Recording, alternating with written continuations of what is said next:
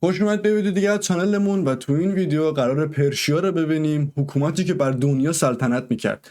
یه ویدیو امروز ویدیو کم تاریخیه، تاریخ ایران هم که بهترین تاریخ توی دنیا و تمام کشورها این همه میدونن و اینکه بریم این ویدیو رو درش ببینیم. چرا که نه، چی میگم 20 دقیقه زیرنویس فارسی هم داریم و اینکه let's go. Most people don't know much about ancient Persia. In fact, we ببینیم probably چقدر picture درسته. it more through ببین مثلا ما خودمون که خیلیاشو میدونیم، مثلا راجع به اصلا تاریخ دیگه، تاریخو مثلا خیلیامون میدونیم تا یه سری جاها. میخوام ببینیم چیا نمیدونیم و چیا میدونیم. این چی بهت میگم؟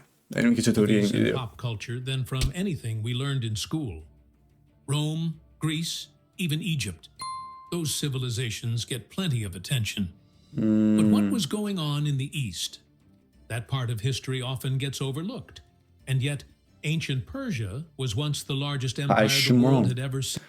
بزرگترین امپراطوری جهان. At its peak, nearly half the world's population lived under the rule of نصف Persian kings. دنیا فکرشو So, بکنید. let's take a look. برشو بکنید الان مثلا دیگه بزرگترین کشورهای دنیا هند یا چینه و 1 میلیارد برای مثلا جمعیت دارن. خب فکرشو بکنید حالا اون موقع جمعیت زمین اینقدر نبوده، ولی خب مثلا نصف جمعیت 50% جمعیت بگم مثلا اگه تو دنیای امروزی مثلا همچین حکومتی ما داشتیم که نصف دنیا تو ایران بود، 4 میلیارد ایرانی داشتیم و این به خاطر این بوده که این کلا این دولت اولین دولتی بوده که بهش میگفتن دولت مولتی کالچرال، یعنی مثلا توشون از همه ریس، از همه مثلا حالا فکرش بکن شما افغانی، عرب، مثلا سیاه، سفید، موبلوند، همه جوره، تو این اولین کالچر بوده که مثلا توی دنیا مثلا همه ریس ها رو همه مثلا چی داره داشتیم. آره یعنی مثلا فکرشو که میکنی خیلی چیزه. آره چیز خیلی Persians actually come from?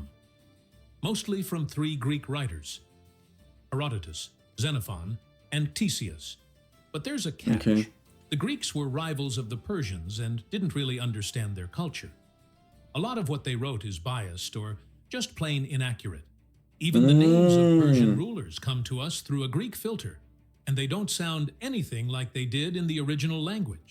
آره دقیقاً مثلا همون کوروش اینا میگن the great cypress for some Persian sounds. For example, Cyrus was actually Kurush, Darius was Daryavash, and Xerxes was Kshayarsha. And they weren't really kings in the Greek sense, they were shahs. Luckily, we have more than just Greek accounts to rely on. One of the most valuable sources is the Royal Archive at Persepolis, which holds thousands of clay tablets written in cuneiform. These tablets are packed with economic records that give us a much clearer picture of how the Persian Empire really worked.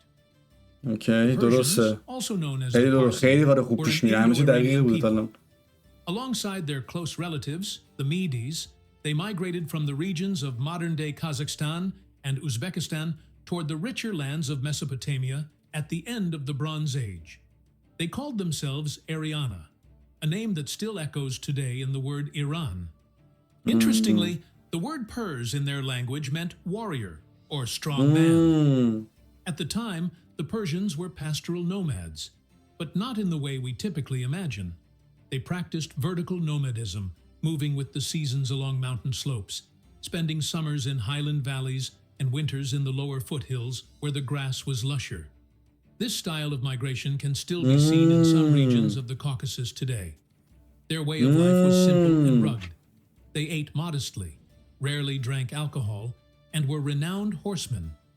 Unlike the people of Mesopotamia, the Persians wore trousers, ideal for riding, and distinctive pointed hats called tiaras. They also stood out physically from the native peoples of the Fertile Crescent, taller in stature and lighter in complexion. In the 7th century BC, the Persians captured the Elamite city of Anshan. From that point on, all Persian kings would begin their titles with King of Anshan. In the 6th century BC, Cyrus II came to power, the man who would later be known as Cyrus the Great. At the time, the Persians were still vassals of the Median Empire. But Cyrus led a rebellion against the Median king, Astyages. Several powerful Median clans, dissatisfied with Astyages' rule, defected to Cyrus. With their support, he defeated the Median army. On the site of the decisive battle, where Astyages' forces were crushed, Cyrus founded the city of Pasargadae, which would become the new capital of his growing empire. پاسارگاد. But Cyrus didn't stop after seizing power in Media. He launched a series of rapid military campaigns, conquering Parthia, Armenia, Cappadocia, Elam, Lydia, and Ionia. Some regions, like Bithynia and Cilicia, submitted to Persian rule voluntarily. With much of the خودشون region اومدن under his جوین control, ایران شدن. 2 تا 3 تا کشور خودشون خواستن که جزء امپراتوری ایران باشن. Cyrus then set his sights on the dominant superpower of Mesopotamia, the Neo-Babylonian Empire. According to legend, the Babylonian king Nabonidus had angered the chief god Marduk. Marduk, it was said, turned to Cyrus and called on him to come to Babylon, depose Nabonidus, and take his place. In reality, when the Persian army approached Babylon, the gates were opened without a fight. The city's nobility, disillusioned with Nabonidus's rule, surrendered the city to Cyrus and welcomed خودشون him. تسلیم شدن انقدر قدرت Cyrus داشته. proved to be not only a brilliant conqueror, but also a shrewd statesman. He treated conquered peoples with surprising leniency, provided they didn't put up fierce resistance. Rather than ruling with an iron fist, Cyrus preferred to rely on local elites. Defeated kings were often spared, and even granted high-ranking positions within his empire. He generally avoided interfering in the internal affairs of subject nations.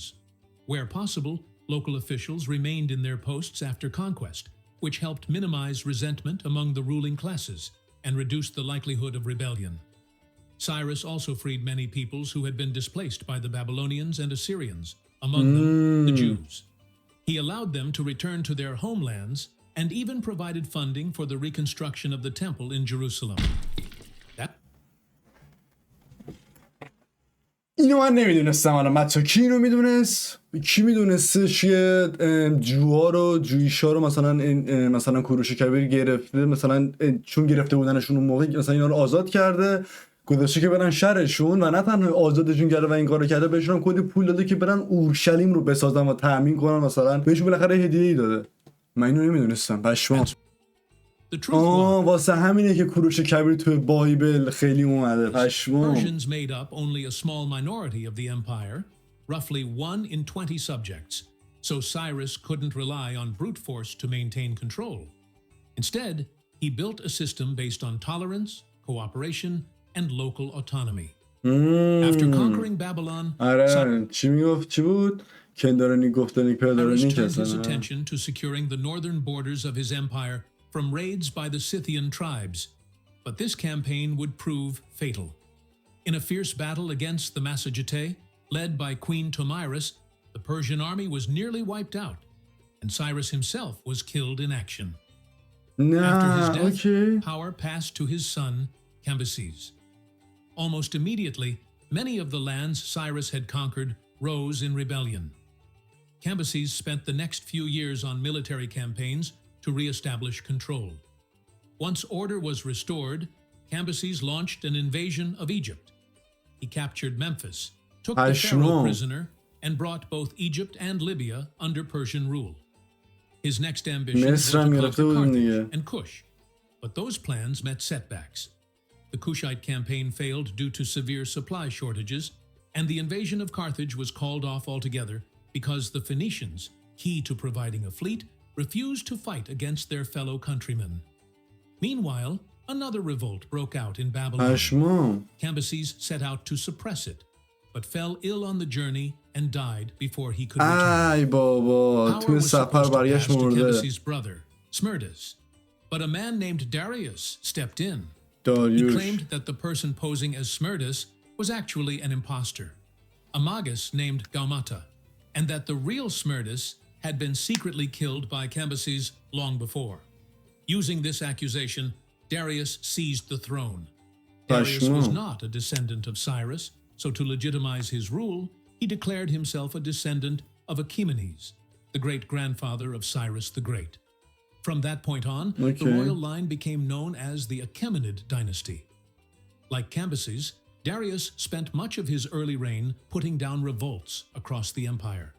He launched an unsuccessful campaign against the Scythians north of the Black Sea, added Thrace to the empire, formed an alliance with Macedonia and fought against the Greeks, though the Greco-Persian wars are a topic for later. Darius is remembered less as a general, especially since he rarely commanded armies himself, and more as a great administrator. His legacy lies in the reforms and organization that helped shape the Persian Empire into one of the most advanced states of the ancient world.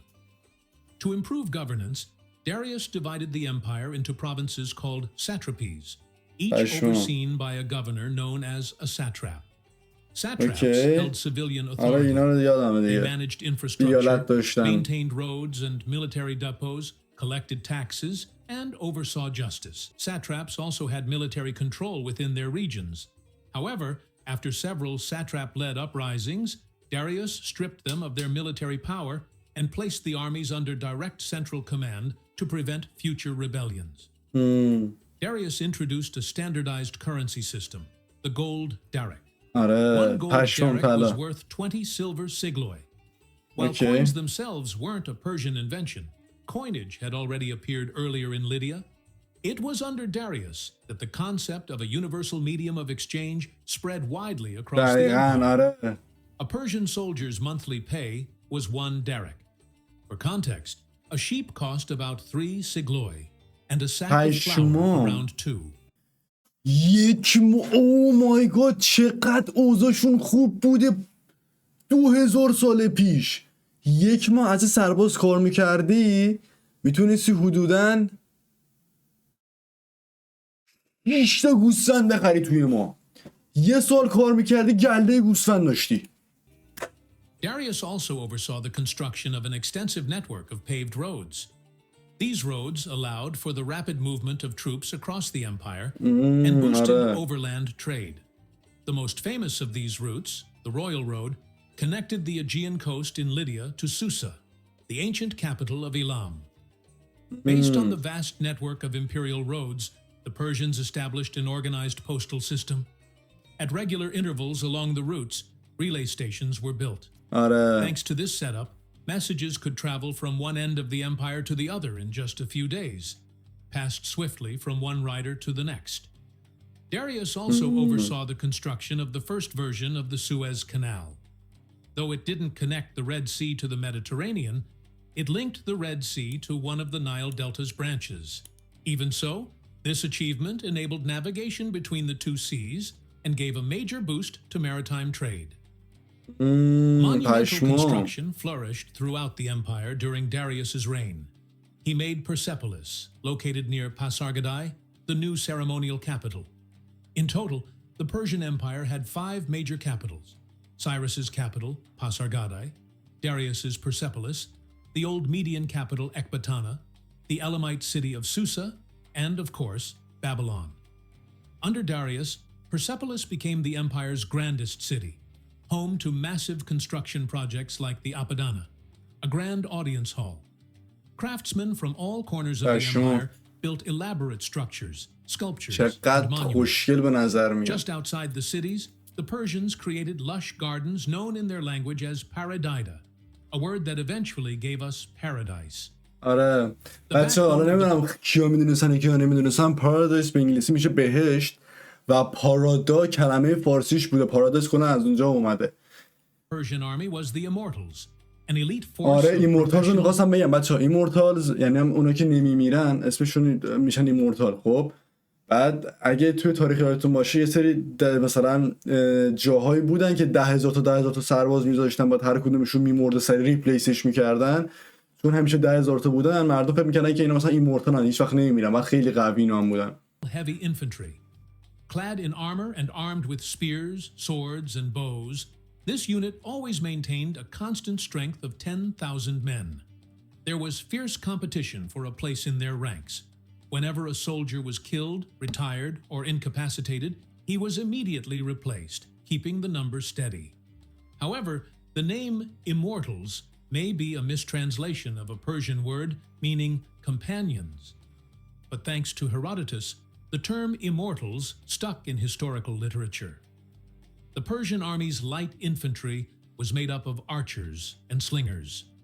Alongside them, the Persians fielded heavy cavalry, armed with spears and light cavalry equipped with javelins.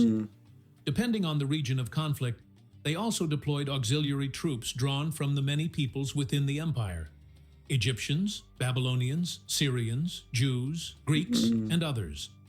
In addition, the Persians frequently relied on mercenaries, especially Greeks and Scythians. Persians are often labeled as fire worshippers, but that's not quite accurate. They didn't worship fire itself.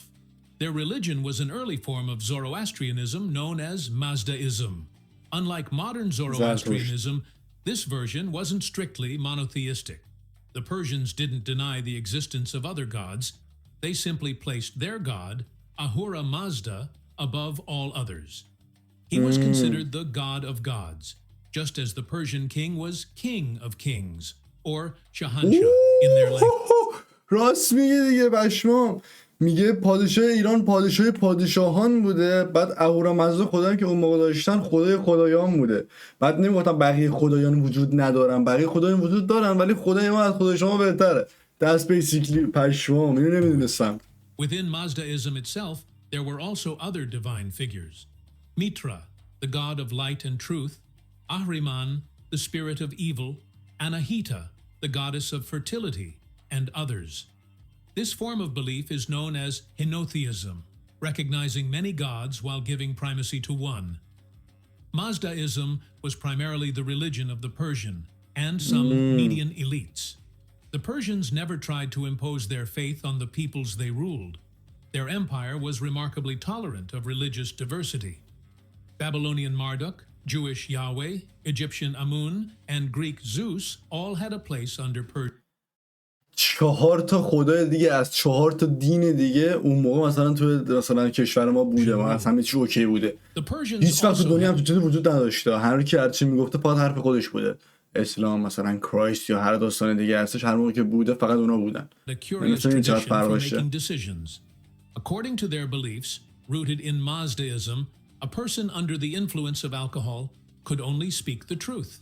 So, when facing an important decision, they would first discuss it while drunk. The next day, they would reconsider the idea while sober. If it still seemed like a good decision, it was approved. If not, the whole process would start again. The Greco-Persian Wars began with a rebellion of the Greek colonies in Ionia. In 499 BC, the Ionian Greeks rose up against Persian rule. They were supported by Athens and by Greeks from the Aegean Islands. Not only did they overthrow Persian authority, they even launched a raid on Sardis, the capital of the Lydian satrapy.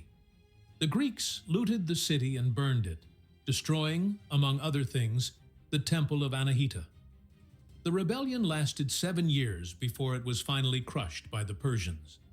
In its aftermath, Persia sent envoys to many city-states across mainland and island Greece, offering a symbolic request for earth and water, a traditional gesture of submission to Persian rule. Many polis accepted the offer, but the two most powerful, Athens and Sparta, refused. In Sparta, the envoys were thrown into a well and told to find their earth and water there. In Athens, they were put on trial and executed.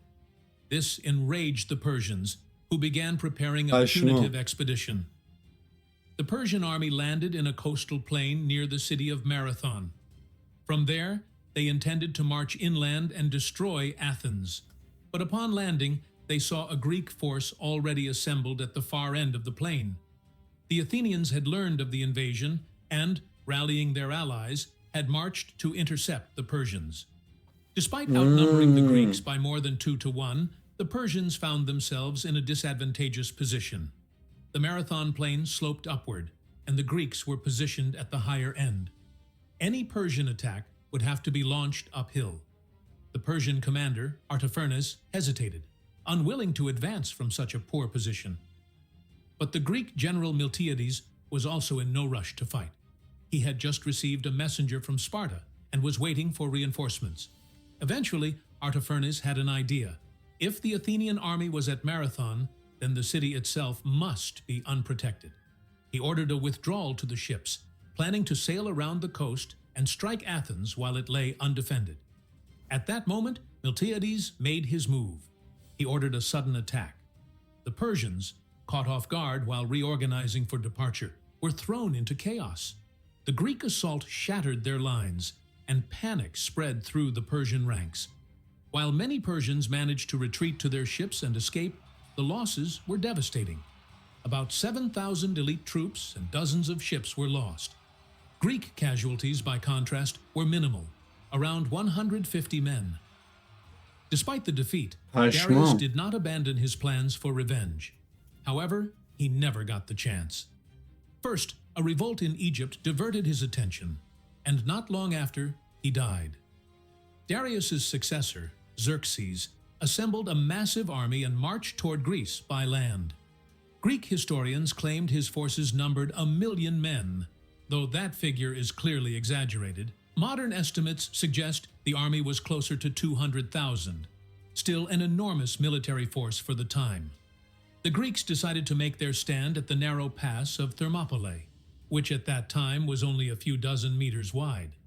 Contrary to popular belief, it wasn't just the famous 300 Spartans who defended the pass. Several thousand soldiers from other Greek city-states also took part. Nevertheless, the battle was lost. The Greeks held the Persians off for 2 days. On the third day, most of the Greek forces withdrew, fearing encirclement. Only the Spartan contingent and a handful of others chose to stay behind, numbering no more than 500 men. Against such overwhelming numbers, they couldn't hold the pass, and by the end of the day, they were surrounded and killed to the last. After this, the Persians advanced unopposed and reached Athens, only to find the city empty. The women and children had been evacuated to the Peloponnese, while the men had taken to the sea to confront the Persian navy. The two fleets met near the island of Salamis, in what would become the decisive naval battle of the Greco-Persian Wars. The Persians had the numerical advantage, but their ships were smaller and lighter. The Greek fleet, composed mainly of heavy triremes, managed to lure the Persian navy into the narrow strait between Salamis and the mainland. Once inside, the Persians lost their key advantage: maneuverability. The heavier Greek triremes struck with full force. The Persian fleet was devastated, losing around a third of its ships and retreating in panic and disorder. With their navy shattered, the Persian army lost its primary supply line. The Persians burned Athens, but soon began a retreat toward the Hellespont. That retreat quickly turned into a chaotic rout. Several more battles followed, both on land and at sea, most of which ended in Greek victories.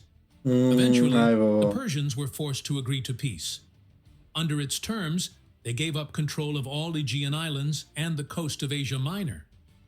Though defeated on the battlefield, the Persians didn't abandon their goal of influencing or dominating the Greeks. They simply changed tactics, turning from military conquest to cultural influence and bribery. Many prominent Greek figures, including the famed orator Demosthenes, accepted Persian gold in exchange for promoting certain ideas or policies. But disaster for Persia would come not from Greece, but from an entirely unexpected direction. In the 4th century BC, King Philip II of Macedon united Greece under his rule and began preparing for a long-held dream, an invasion of Persia. But suddenly, he was dead, stabbed by his own bodyguard, Pausanias.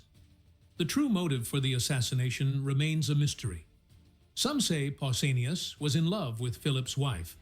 Others suspect the Persians orchestrated the killing to eliminate a threat. And still others suggest Philip's son Alexander may have been involved. The truth will likely never be known. One way or another, Philip was gone, and power passed to his 18-year-old son, Alexander. Alexander inherited a fully assembled invasion force, ready to march into Persia. And he wasted no time fulfilling his father's plan. Over the next 13 years, he swept through the Achaemenid Empire like a storm, never suffering a single defeat. The Persians had no effective answer to the Macedonian phalanx, a revolutionary military formation of the time, nor to Alexander's extraordinary tactical genius and uncanny luck. Time and again, he placed himself at the heart of the fiercest fighting, yet emerged with barely a scratch, or only light wounds. پشمام. 329 BC, after more than 2 centuries of existence, the Achaemenid Empire had ceased to exist. The Hellenistic age had begun, but Persia's legacy didn't vanish. It lived on and evolved, first within the Hellenistic Seleucid Empire, then in the Parthian kingdom, later under the Sasanian dynasty, and beyond. Even today, the Persian language survives, and despite the dominance of Islamic rule in modern Iran, there are still communities that preserve the ancient Persian faith, Zoroastrianism. بازی ویدیو تاریخی ویدیو باحالیه. من حقیقتا ویدیو تاریخی خوشم میاد ولی خب زیاد نگاه نمیکنم، نمیدونم چرا. من کلا مثلا تاریخم دوست داشتم، نتون حالا تو درس که میکنم تاریخ خیلی دوست داشتم. اگه شما این ویدیو دوست داشتید لایک کامنت سابسکرایب فراموش نشه. تا ویدیو بعدی پیس اوت بچه.